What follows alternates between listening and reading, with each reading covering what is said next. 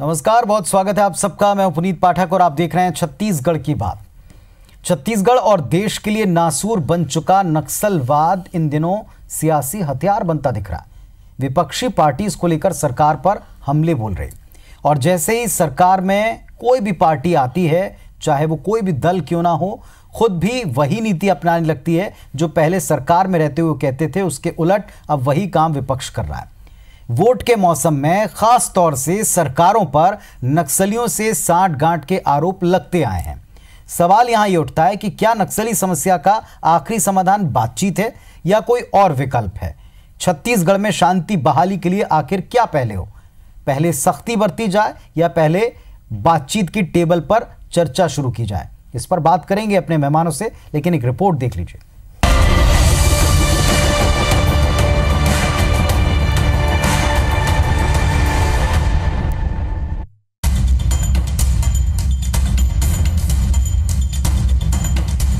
नक्सली नेता नक्का राव की जमानत का मामला छत्तीसगढ़ में कानूनी से ज्यादा सियासी रंग लेता जा रहा है। चुनाव से ठीक पहले इस फैसले पर राजनीतिक वार पलटवार शुरू है। नेता प्रतिपक्ष धर्मलाल कौशिक ने जमानत के लिए कांग्रेस सरकार पर निशाना साधा। कौशिक ने कहा कि लोकसभा चुनाव के मद्देनजर किसी साठगांठ के चलते तो नक्का की जमानत का रास्ता आसान नहीं किया गया। बीजेपी विधायक और पूर्व मंत्री बृजमोहन अग्रवाल ने तो यहां तक कह दिया कि छत्तीसगढ़ की सुरक्षा व्यवस्था नक्सलियों के भरोसे है। ये पूरी सरकार को प्रदेश की सुरक्षा के मामले में संदेह के घेरे में लाता है। हम तो चुनाव आयोग से मांग करेंगे कि इस चुनाव में कांग्रेस पार्टी को अंदरूनी तरीके से नक्सलियों का सपोर्ट तो नहीं मिल रहा है, इसकी जांच करवाई जाए। कांग्रेस सरकार ने आरोपों को सिरे से खारिज किया। खुद सीएम भूपेश बघेल ने कहा कि नक्सलियों से सरकार बातचीत कर सकती है, लेकिन इसके लिए पहले उन्हें हथियार छोड़ना होगा। उन्होंने कहा कि हम बातचीत के लिए तैयार हैं, इसमें कोई अड़चन नहीं, बशर्ते नक्सली पहले हथियार छोड़ें। नक्सलियों की तरफ से खबर आई कि हम सरकार से बातचीत करना चाहते हैं और पत्रकारों ने पूछा तो हमने कहा कि निशर्त बातचीत हो सकती है, पहले हथियार छोड़े और भारत के संविधान पे विश्वास करे, फिर बात करने में किसी कोई अड़चन नहीं है। सबसे पहली बात तो उनकी स्टैंड क्लियर होना चाहिए, तो हथियार छोड़ने को तैयार है। नक्सलियों ने देश के सबसे सुंदर जगहों में से एक छत्तीसगढ़ के बस्तर को आतंकी आग में झुलसा दिया। अब तक सैकड़ों जवान और हजारों आम लोग इस लाल आतंकी भेंट चढ़ चुके हैं। इसे जड़ से खत्म करने का दम भरने वाली सरकारें अक्सर सियासत के लिए इसका इस्तेमाल करती आई हैं। Bureau report, IBC 24।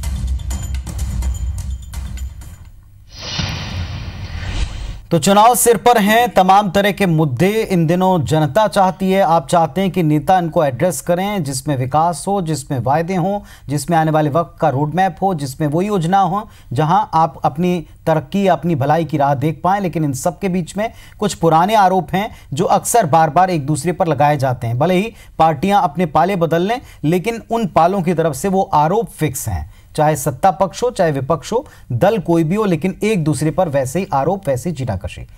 ऐसे में समस्या का समाधान कैसे होगा, यह भी आम जनता का सवाल है। हमारे साथ में दोनों पक्षों से दो बहुत ही जिम्मेदार नेता जुड़ गए हैं।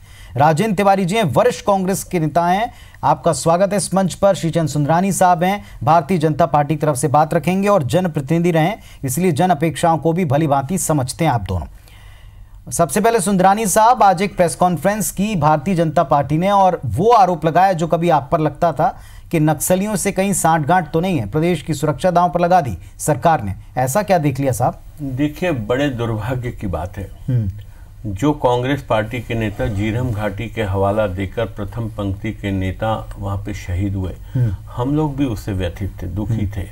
लेकिन आज जो कांग्रेस ने स्टैंड लिया है, या माननीय मुख्यमंत्री भूपेश बघेल जी बार बार नक्सलियों से बात करने की बात करते हैं। इसके पूर्व भी कई नेता, दिग्विजय सिंह जी, राहुल गांधी जी का अलग अलग प्रकार का एक नरम स्टेटमेंट नक्सलियों के प्रति आता रहा।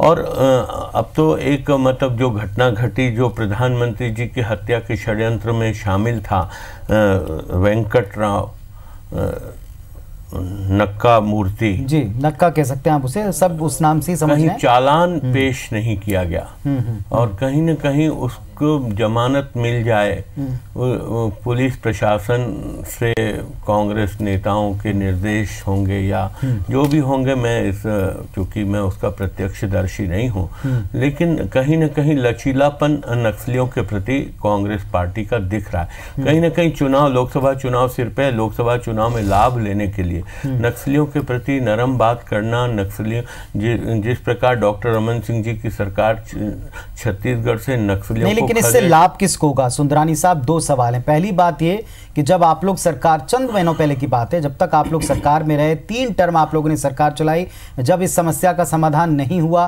तो फिर कांग्रेस पार्टी आरोप लगाती थी कि कहीं ऐसा तो नहीं कि परोक्ष रूप से कहीं कोई समर्थन हासिल हो, आप लोग भड़कते थे उस पर। अब वही आरोप आप लगा रहे हैं, जबकि आप खुद मानते हैं कि उनकी पूरी लीडरशिप को साफ कर दिया उन्हीं नक्सलियों ने। कैसे हाथ मिला सकते हैं? पुनीत जी, आप देखिए, छत्तीसगढ़ जब भारतीय जनता पार्टी की सरकार डॉक्टर रमन सिंह जी ने संभाला था छत्तीसगढ़ को, तब सरगुजा और बस्तर 2 जगह नक्सलियों का तांडव था, लेकिन सरगुजा को पूरी तरह से नक्सलवाद से मुक्त किया। ठीक है। और बस्तर के एक छोटे से हिस्से में नक्सलवाद है, और हम लोग दृढ़ता के साथ नक्सलियों के साथ। अभी इस आरोप का आधार आप क्या देखते हैं? आपने घटनाक्रम का, मैं पूछता हूं उसके बारे में। निश्चित रूप से देखिए, जमानत मिल जाना और ऐसे नक्सली, शहरी नक्सली नेटवर्क को चलाने वाले जो प्रधानमंत्री की हत्या के षड्यंत्र में शामिल था, ऐसे व्यक्ति के खिलाफ चालान पेश न करना और जमानत के लिए मार्ग प्रशस्त करना, कहीं ना कहीं ऐसा लगता है कि कांग्रेस लोकसभा चुनाव में लाभ लेने के लिए नक्सलियों से राजेंद्र तिवारी जी, आरोप गंभीर है। कभी आप कहा करते थे, अब विपक्ष कह रहा, मौजूदा विपक्ष की कहीं सांठगांठ तो नहीं है? नक्सली की जमानत में कांग्रेस पार्टी लचीला रवैया अपना रही है, उसे परोक्ष मदद कर रही है, चुनाव को लेकर जोड़कर उस बात को कह रहे हैं। उत्तर दें। पुनीत जी, झीरम घाटी की जो घटना हुई, अभी मेरे भाई श्रीचंद सुंदरानी ने लंबी व्याख्या की, बहुत बात कही, लंबा चौड़ा लिख करके भी लाए हैं अपनी पार्टी की तरफ से, उनको दिया गया है। वो सब प्रधानमंत्री, मेरे को समय दीजिए तो खूब, फिर तो मुझे मालूम नहीं था कि आप वो प्रधानमंत्री वाला मामला उठाएंगे, मगर मेरी याददाश्त इतनी तेज है कि सुप्रीम कोर्ट के सारे वर्डिक्ट को मैं बताने लग जाऊंगा। मगर अभी चलिए, जो झीरम घाटी की घटना हुई थी, नक्सलियों का दंश हमने झेला है, उस पीड़ा को, उस दर्द को हमने जिस गहराई से महसूस किया है, उसका जो साक्षात्कार किया है, उसका मैं वर्णन नहीं कर सकता, मेरे पास शब्द बौने पड़ेंगे। पुनीत जी, मैं राजनीतिक रूप से नुकसान नहीं हुआ था उस समय, केवल राजनीतिक रूप से नुकसान की बात तो छोटी बात है। 2013 में ही हमारी सरकार बन गई होती अगर हमारे प्रथम पंथी के नेताओं की हत्या नहीं हुई होती। ये तो राजनीतिक नुकसान हुआ, उससे बढ़ करके हमको भावनात्मक नुकसान हुआ। आज भी मेरा विद्याचरण जी शुक्ल के साथ में अंतरंग संबंध था, खुद श्रीचंद सुंदरानी जी का मेरा स्वयं के संबंध है, तो आज भी उनकी छवि, उनकी बातें याद आती है। तो हमारे लिए ये राजनीति का मुद्दा नहीं है, हमारे लिए ये भावनात्मक बातें भी रही। और इससे ज्यादा ओछी बात, इससे ज्यादा हल्के स्तर की बात अभी आज तो बृजमोहन ने कही है, ये बात बृजमोहन जी ने कुछ दिन पहले अरुण जेटली जी ने इस तरह की नासमझ वाली बात कही। नासमझ इस मामले में है, बाकी वो तो देश के बहुत बड़े वकील हैं, झूठ को सच बना देने की कला भी उनको आती है, मगर इस मामले में उनकी नासमझी है। उनको ये मालूम होना चाहिए नासमझी है या 2013 में को लेकर पॉलिटिक्स है। हाँ, नहीं, 2013 में हम 2013 में और 2018 के चुनाव में हम बस्तर से एक ही सीट तो ज्यादा जीते हैं। क्या उस समय भी हमारी सांठगांठ हो गई थी क्या, जब बस्तर पूरा का पूरा हम जीत गए थे? अभी तो हमारी एक ही सीट हम जीते हैं। दरअसल असली बात यह है कि अगर मैंने नक्सलवाद को खूब पढ़ा है, मैं जानता हूं कि 67 में जो कनु सान्याल और चारू मजूमदार और उस आदमी ने जिसने पहली हत्या की थी जमींदार की, जंगल संथाल, वो उन्होंने उस पूरी विचारधारा को छोड़ करके, कनु सान्याल तो आत्महत्या करके मरे थे, चारू मजूमदार ने पूरी तरह से इस आंदोलन की आलोचना कर डाली थी, और 81 में सांथाल मरे थे शराब पी करके। तो उन्होंने मेरा वो खैर बहुत लंबी बहस हो जाएगी। तो ऑर्गेनाइज क्राइम है वो, हाँ, इसीलिए क्योंकि वो पूरी तरह से दिशा ही भटक गई, कोई अभियान नहीं है वो। हाँ, बिल्कुल ठीक कह रहे हैं आप। अब तो वो अराजकता और पूरी तरह से नरसंहार जिसको कहना चाहिए वो है।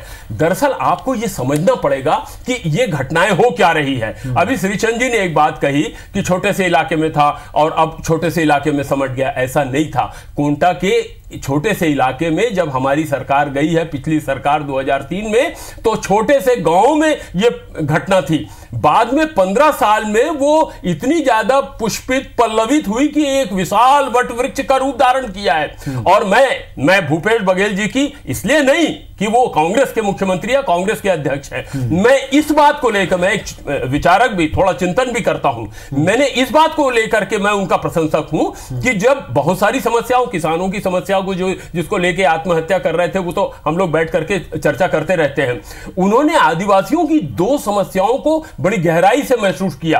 पहली बात यह है कि भाई आखिर नक्सलवाद पनपता क्यों है? जब तक आप गांव में रहने वाले लोगों को विश्वास में नहीं लेंगे, जब तक उनके जीवन की मूलभूत समस्याओं का समाधान नहीं करेंगे, नौनिहाल स्कूल जाए, माता बहनें निर्बाध गति से घूम सकें, और कम से कम छोटी चीज खाने की, अन्न की, जमीन की, इस पर जल जंगल जमीन पर उनका अधिकार हो। और क्या चाहते हैं? वहीं जंगल में जीते हैं, जंगल में मर जाते हैं हम लोग। नहीं, मेरा निवेदन सुनिए ना, जो भूपेश, बस एक वाक्य, भूपेश बघेल जी ने उस दिशा में जो पहला कदम उठाया, वो पहला कदम इस बात का था कि जो 2,500 रुपए तेंदुपत्ता का हम बोनस दिया करते थे, उसको बढ़ाकर के 4,000 रुपया किया, क्योंकि एक बहुत बड़ा कार्यकाल ऐसा रहता है। बड़े इंपैक्ट की बात करें तिवारी जी, और अभी नक्का राव को लेकर के ये सारा प्रकरण शुरू हुआ है। वो ये कह रहे हैं कि नक्का राव की जो जमानत है उसका रास्ता प्रशस्त करने में लचीला रवैया कांग्रेस पार्टी ने अपनाया, और इसको लेकर वो ये जोड़कर बता रहे हैं, आपके सामने वो आरोप लगा रहे हैं, इस पर जवाब दें। देखिए, पहली बात तो ये है कि कोई लचीला रवैया नहीं है। सरकार अपने तथ्य, जितने भी तथ्य हो सकते थे उन्होंने रखा। जमानत देना नहीं देना ये तो कोर्ट का काम है। और जिस प्रधानमंत्री की हत्या की बात कर रहा है, अगर ये मेरे को बताए होते तो मैं पूरी तिथि सहित, मगर फिर भी मेरी याददाश्त बड़ी तेज है, उसमें सुप्रीम कोर्ट ने बड़ा गजब का जब ये कहा था कि उनको जेल में नहीं रखा जाए, उनको नजरबंद रखा जाए, और ये टिप्पणी की थी सुप्रीम कोर्ट ने कि भाई अगर प्रेशर कुकर में ढक्कन को नहीं हटाओगे तो फिर यह विस्फोट होगा। तो इसलिए असहमति के लिए, अभिव्यक्ति के लिए स्वतंत्रता देनी चाहिए। ये मैं नहीं कह रहा हूं श्रीचंद जी, ये सुप्रीम कोर्ट का वर्डिक्ट है, जो सुप्रीम कोर्ट ने कहा था प्रधानमंत्री तथा कथित। कुल मिलाकर इसका रीजन आपको क्या समझ में आ रहा है? आपको लग रहा है चुनाव के समय आरोप लगाकर मुद्दों से ध्यान डाइवर्ट करना है? क्या मकसद नजर आता है आपको उसके पीछे? और क्या, ये हर चीज का, यानी ये किसी भी हद तक किसी भी मसले को, चाहे देश का मामला हो, अब वो अंतरिक्ष में जा रहा है, उसका राजनीतिक लाभ कैसे ले लिया जाए, पुलवामा की घटना का कैसा लाभ ले लिया जाए, अरे भाई हर चीज को राजनीति के चश्मे से मत देखो। कुछ बातें ऐसी हैं जो विचारणीय है और उनका राजनीति से ऊपर उठ करके समाधान होना चाहिए। ये बड़ी, जब से इनके प्रधानमंत्री बने नरेंद्र भाई मोदी, वो हर चश्मे को राजनीति, कैसे वोट मिले, जी कैसे, कुछ सवाल ऐसे होते हैं तिवारी जी, आप भी इस बात से जरूर सहमत होंगे और सुंदरानी साहब भी, कि आप पार्टियों में से कोई ना कोई तो सत्ता पक्ष में आएगा, सरकार बनाएगा, प्रदेश को चलाएगा, लेकिन आपको नहीं लगता कि जब इस तरह की बात आए कि नक्सलियों से साठगांठ करके आप कहीं जीतते हैं, तो आप उस पूरी व्यवस्था पर और जो लोग वोट करते हैं पार्टियों को, किन्हीं भी पार्टियों को, उन सब की समझ पर भी आप एक बड़ा सा क्वेश्चन मार्क लगा देते हैं, लोगों के मन में एक शंका डालते हैं। इस पर सवाल पूछूंगा। और दूसरी बात ये कि आज ये प्रश्न उठाए भरे चुनाव के दौर में कि नक्सलवाद को लेकर सरकार की क्या राय है, विपक्ष की क्या राय है, इस सवाल के साथ लौटूंगा। तो 24 दिसंबर को राजनांदगांव पुलिस ने जिस नक्का राव को गिरफ्तार किया था और इसको लेकर के टीम की बड़ी वाहवाही हुई थी, उनके खिलाफ चार्जशीट पेश नहीं करना और उसके बाद उनकी जमानत का रास्ता साफ होना, इसमें बीजेपी को साजिश की बू आती है। वो इसे चुनाव से जोड़कर देखते हैं। सत्ता पक्ष ने भी इस पर अपना स्टैंड क्लियर किया है। अब जितना वक्त है सुंदरानी साहब, मैंने शुरुआत में पूछा था कि आपका शंका करने का बेस क्या है, आधार क्या है, जवाब तिवारी जी ने दे दिया। आपको क्या लगता है? आपने भी सरकार चलाई, 3 टर्म चलाई, क्या होना चाहिए? दरअसल मूल सवाल पे आता, क्या होना चाहिए किसी सरकार का रवैया? बातचीत का रास्ता होना चाहिए, सख्ती का रास्ता होना चाहिए, क्या होना चाहिए?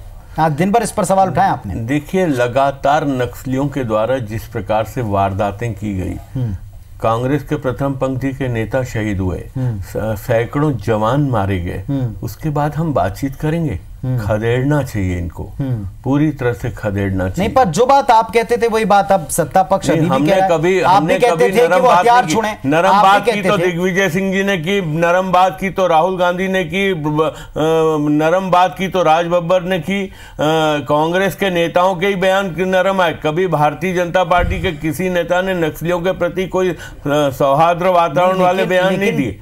टेबल टॉक के लिए तो आप लोगों ने भी कभी ये नहीं कहा ना कि रास्ता बंद है। देखिए, बात अगर आप सत्ता पक्ष कह रहा है तो फिर इसमें क्या बंद नहीं होते, कभी नहीं होते। कई चीजों का समाधान टेबल पे होता है, लेकिन क्या ये चुनाव के समय में हम नरम बात करके कहीं नक्सलियों का समर्थन लेने की बात नहीं कर रहे? इसको आप ऐसे भी देख सकते हैं, क्या चुनाव के समय इस तरह की बात करके कोई चुनावी लाभ लिया जा सकता है? आप ये बताइए, नक्का राव इतना बड़ा गंभीर उसके ऊपर आरोप, प्रधानमंत्री की हत्या का षड्यंत्र का आरोप, और उसके खिलाफ चार्जशीट प्रस्तुत नहीं होना, चालान प्रस्तुत नहीं होना और उसकी जमानत हो जाना, कहीं ना कहीं ये बड़ी गंभीर घटना है। और यही इंगित करती है कि कहीं ना कहीं कांग्रेस के लोगों का नक्सलियों के साथ साठगांठ। ठीक है तिवारी जी, अब एक बार फिर उत्तर दे दें, और यही सवाल आपसे भी, क्या रास्ता होगा नक्सलवाद से? पहली बात तो यह है कि हमारा श्रीचंद भाई जो है टेढ़ा मेढ़ा चलता है, सीधा सीधा बात को घुमा फिरा के नहीं, सीधी सीधी बात करो। ये बात कहां से उठी कि चर्चा होगी? बात यह हुई कि नक्सलियों के प्रवक्ता ने यह कहा कि हम सरकार से वार्ता करने के लिए तैयार हैं। ये विकास करके उनके कोई प्रवक्ता, मैंने अखबार में मुख्यमंत्री जी ने कहा, पहले मुख्यमंत्री जी ने कहा, मुख्यमंत्री जी के बयान के बाद उन्होंने नक्सलियों ने कहा। आज की बात बता रहे हो श्रीचंद जी आप, वही तो बोल रहा हूं, टेढ़ा मेढ़ा मत चलो। मुख्यमंत्री जी ने पहले कहा, पहले नक्सलियों ने ये कहा कि हम वार्ता करने के लिए तैयार हैं। पत्रकार बंधुओं ने पूछा मुख्यमंत्री जी से कि आपकी इस मामले में क्या राय है, तो मुख्यमंत्री जी ने कहा कि हम भारत के प्रजातंत्र के ऊपर विश्वास रखते हैं, सबसे पहले वो हथियार डाले। ये आज कहा नहीं, पहले भी कहा, पहले जो कहा उन्होंने कि हम नक्सलियों से बात करना चाहते हैं। फिर से निकाल करके देख लीजिए, उन्होंने बस्तर में कांग्रेस की मीटिंग के तुरंत बाद में जब पूछा गया था तब उन्होंने कहा, और आज उसकी पुनरावृत्ति किया उन्होंने कि हथियार को फेंके, पहले सबसे पहले हथियार को फेंके, हिंसात्मक कार्रवाई बंद करें, और उसके बाद में बिना किसी शर्त के, ये भी बात कही है उन्होंने, आज अखबार में लिखा भी है इस मामले में कि बिना किसी शर्त के वो आए हमसे बात करने के लिए, हमारे कोई शर्त नहीं है। और दूसरी बात यह है कि डॉक्टर रमन सिंह जी की सरकार में जिन लोगों ने हथियार डाले थे, जिन नक्सलियों ने, आपने उनको पुनर्स्थापित करने का काम किया कि नहीं? तो सरकार की योजना है, नहीं सरकार की योजना वैसे ही, हाँ, इसीलिए मैं कह रहा हूं कि अगर कोई हथियार डालते हैं और हथियार डाल करके भारत के प्रजातंत्र पर और हम हिंसात्मक गतिविधियों को बंद करेंगे, लेकिन तो इतने उसके लिए मुख्यमंत्री ने कहा कि हम वार्ता के लिए हमारे दरवाजे खुले हैं, और ये दरवाजे खुले होने भी चाहिए, नहीं तो लोगों की हत्याएं होती रहेगी, आदिवासियों की हत्याएं होती रहेगी, और भैया कांग्रेस के लोग तो शिकार होते रहे हैं। चाहे खालिस्तान का मामला हो, वहां हमारा मुख्यमंत्री मारा जाता है, चाहे यहां आतंकवादी घटना होती है तो हमारे नेता मारे जाते हैं, चाहे देश की सुरक्षा का मामला हो तो इंदिरा गांधी और राजीव गांधी की हत्या हो। तो हमारे लिए हम ये चाहते हैं कि हथियार को फेंकें, निशर्त चर्चा के लिए टेबल पर आए, और इसी बात को मुख्यमंत्री जी ने कहा है। अगर हत्याकांड बंद हो जाता है, वो हमारे मूल धारा से अगर जुड़ते हैं और बस्तर का सर्वांगीण विकास होता है, तो उसमें बुरा क्या है? हर तरह से हम लोगों को ये प्रयास करना चाहिए कि राजनीति को परे हटकर इस समस्या का समाधान करना चाहिए। और आप बोल रहे हैं कि किसको क्या करके छोड़ दिया, ये डॉक्टर विनायक को कैसे छोड़ दिया था सुप्रीम कोर्ट ने? छोड़ा सुप्रीम कोर्ट ने, और उसके बाद मनमोहन सिंह जी ने उनको, तो अब मनमोहन सिंह जी ने उनको क्या बनाया? अब आरोप लगा दीजिए मनमोहन सिंह की सरकार ने क्या बनाया? अब आरोप लगा दीजिए सुप्रीम कोर्ट के ऊपर कि सुप्रीम कोर्ट ने क्या उस समय आप चालान पेश करने में विनायक सेन को, इसीलिए विनायक प्रधानमंत्री मनमोहन सिंह जी ने क्या बनाया? देना है ना, किसको जमानत नहीं देना है, ये काम कोर्ट का है भाई, हमारा तुम्हारा नहीं है। और हम पूरी तरह से इस बात के लिए दृढ़ प्रतिज्ञ हैं कि यहां से, और आज फिर सुन लीजिए, मैं रेखांकित करके कहूंगा कि भूपेश बघेल जी के कार्यकाल में इस समस्या का समाधान होगा, क्योंकि उन्होंने पहला कदम बढ़ाया है, आदिवासियों के हितों के लिए जमीन वापस की है लोहांडीगुड़ा में, यह एक शुरुआत है। उन्होंने 2500 को बढ़ा करके 4000 रुपए बोनस दिया है तेंदुपत्ते का। एक अंतिम बात, क्या आपको लगता है कि इस मामले में जिसमें सरकार को घेरने का प्रयास विपक्ष कर रहा है, क्या कोई चूक हुई है पुलिस से, इन्वेस्टिगेशन टीम से, आपको लगता है तिवारी जी? नहीं, अब इसकी व्याख्या तो पुलिस विभाग के अधिकारी कर सकते हैं कि कहां चूक हुई या जज का नजरिया क्या था, कोर्ट का नजरिया क्या था। कोर्ट के आदेश पर टिप्पणी नहीं करना चाहूंगा। कोर्ट के आदेश पर टिप्पणी मत करिए, लेकिन चार्जशीट तो पुलिस को प्रस्तुत तो मैं माननीय न्यायाधीश पर कोई टिप्पणी नहीं करना चाहूंगा। ठीक है, नहीं वो कोई भी नहीं करेगा, माननीय कोर्ट के ऊपर किसी भी तरह की कोई टिप्पणी नहीं। एक आखिरी बात तिवारी जी, किस तरह सख्ती या बातचीत, पहले सख्ती पहले बातचीत, इसको लेकर के हम नहीं पढ़ते, किस तरीके से आपकी सरकार आगे बढ़ेगी? सबसे पहली बात यह है कि वहां के जो निवासी हैं उनको विश्वास में लेना पड़ेगा। उसके बगैर इस समस्या का समाधान नहीं है, और उस दिशा में कदम बढ़ाया है भूपेश बघेल जी और उनकी सरकार ने, पहली बात। और इस समस्या के समूल समाधान के लिए सख्ती, बातचीत, जिस स्तर पर भी सरकार को जाना पड़े उस स्तर पर सरकार जाएगी। अगर बातचीत से इस समस्या का समूल समाधान होता है तो क्या बुरा है, मगर पहली शर्त कि हथियार डालें, देश के प्रजातंत्र पर विश्वास रखें, मूल विचारधारा में आए और शांति स्थापित करें। उसमें कुछ गलत है सुंदरानी साहब? देखिए, मैं तो एक बात कहता हूं कि कांग्रेस पार्टी का जो लचीलापन है नक्सलियों के प्रति, कांग्रेस नेताओं के जो बार बयान आते रहे, लचीले बयान आते रहे, इससे नक्सलियों के, अरे हमारे तो बड़े बड़े नेता मारे गए और लचीले, अरे भोगा हमने है उस कष्ट को, वेदना को। तिवारी जी, इस समय सारा प्रदेश इसको बड़े गौर से देख सुन रहा है, सरकारों के कदमों पर भी लोगों की नजर है, लेकिन चुनाव से जोड़कर अगर कोई पार्टी से बताती है तो आम जनता, जिसको आप दोनों पक्ष बड़ा समझदार बताते हैं, इनका काम यही है, इनकी पार्टी का समझदार चुनाव के नजरिए से लेकर आप चुनाव के समय में मामला इनका ये है कि हम चुनाव से बात नहीं करते, हम हमेशा प्रदेश का, देश का, हम तो राष्ट्र के हित की बात करते हैं, हम तो जनता समझदार तय करेगी, जनता समझदार तय करेगी, ये बात तय है कि जनता समझदार है, जनता ही सरकारें चुनती है, कोई सपोर्ट शायद सरकारें नहीं बना पाता इस तरह से, जैसा आरोप लग रहा है। आप दोनों का शुक्रिया, नमस्कार।